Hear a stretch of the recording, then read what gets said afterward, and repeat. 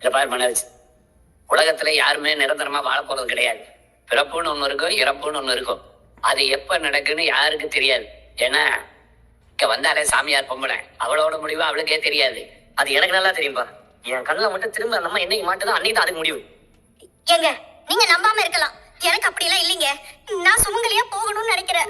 என்னை விட்டு நீங்க போயிட்டீங்கன்னா நான் என்ன ஆகுறது? இப்படித்தாமா யோசிக்காதீங்கன்னு சொல்றேன். அதெல்லாம் அப்பாக்கு எதுவும் ஆகாதுமா. ஒருத்தர் சொல்றதுனால ஒருத்தர் உயிர் போயிருன்னா அதை நம்புறது மூட நம்பிக்கையினுடைய உச்சம். இப்படிதான் ஜோசிய ஜாதகம் நம்பி நம்ம கிட்ட இருக்க வேண்டிய முத்துவை கொண்டு போய் எங்க அம்மா வீட்டுல விட்டேன்.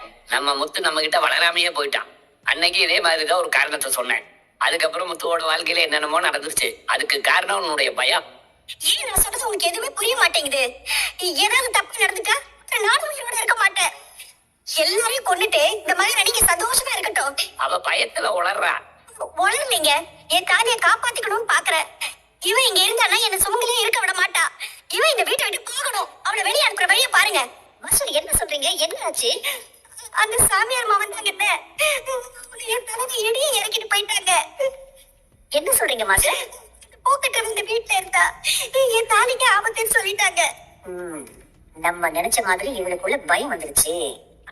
ஐயோ மாஸ்டர் என்ன சொல்றீங்க? சொல்லிட்டு போறதுல எனக்கு பயமா இருக்கு சிந்தாமணி. ஐயோ மாஸ்டர், அந்த அம்மா சொன்ன அப்படியே நடந்துரும் மாஸ்டர். முதல்ல நீங்க அந்த மீனாவை வெளியில அனுப்புங்க. இந்த வீட்டுல யாரும் விட மாட்டேங்கிறாங்களே, அவரும் பிடிச்சிக்க மாட்டேங்கிறாரு. அந்த முத்துவும் பொண்டாட்டி இங்கதான் இருப்பான்னு சொல்றான். ஏன் மாஸ்டர், அண்ணன் உயிருக்கு ஆபத்துங்கிறப்போ நாம அதை தடுக்கிறதுக்கான விஷயத்தை பண்ணிதானே ஆகணும். இங்க யாரும் அந்த சாமி சொன்ன நம்ப மாட்டேங்கிறாங்க. அந்த மீனாவும் குத்துக்கள் மாதிரி இங்கே இருக்கா. மாமனார் உயிருக்கு ஆபத்து வரும்னு பயம் கொஞ்சம் கூட அவளுக்கு இல்ல. இந்த விஷயம் தெரிஞ்ச உடனே அவளை இங்க இருந்து கிளம்பி போயிருக்கணுமா இல்லையா? அவளை கண்டுக்காம இருக்கிறா.